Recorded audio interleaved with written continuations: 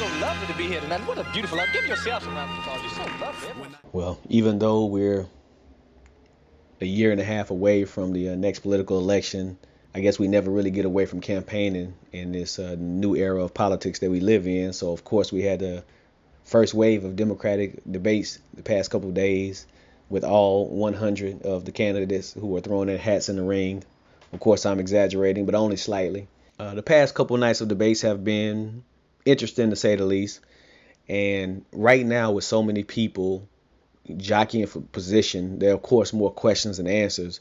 But the biggest question I have at the moment is, what in the hell is Marianne Williamson smoking? Because I don't know about you guys, but I'm not really familiar with her. I know she was a self-help author. She's been popular on Twitter for a while. I happened to look up a few of her more popular tweets from the past few years, and some of them were interesting.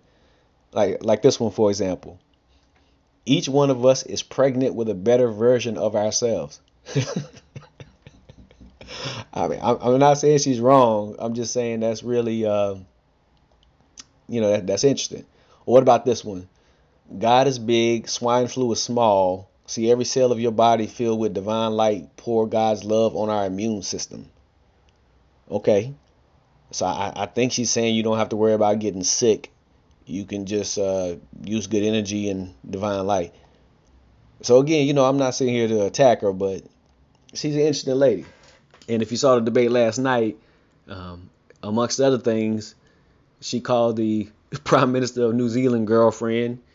She said that we need less plans and more slogans to win an election, because who needs those pesky plans. And of course, she said that she would like to engage 45 on the battlefield with love, and she would be victorious. So yeah. So of course I'm making light of it, but right now this is an interesting time in politics, because you have a lot of people, again, for different reasons, because clearly all these people won't be viable candidates, and they are not. But this is part of the process. It's a little bit of a circus. And I hope, though, as we move forward, that we get away from evaluating politicians based on whether or not we want to have a beer with them, or whether or not they're our friend. We need to look at what they will do for us collectively. And when I say collectively, I do mean the individual groups that we are all parts of, including marginalized groups, but in a bigger sense, also collectively. Like, what will they do for the maximum benefit for everyone involved? Because it's not a popularity contest. It needs to be about a person with a clear plan, with the ability to execute that plan, and with the right temperament and intelligence to be in charge of the biggest military apparatus that the world has ever known. These are tremendous responsibilities. We've seen it made a mockery of the past few years, but the solution to that is not to descend further into more nonsense and madness. It's to try to restore a sense of gravity to the position, but again, keep moving forward, because I don't think going backwards is the key, is the solution either.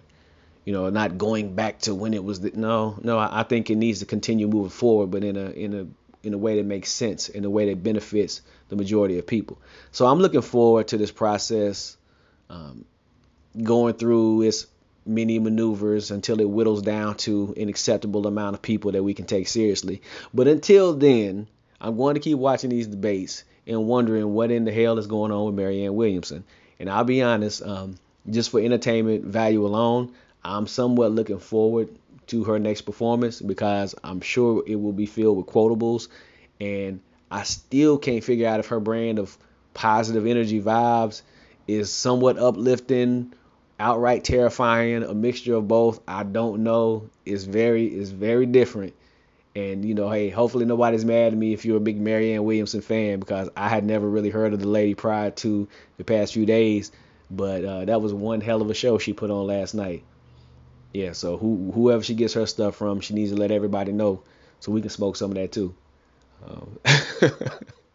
I'm joking, but we need to stay engaged. We need to push these people to have real substantive conversations.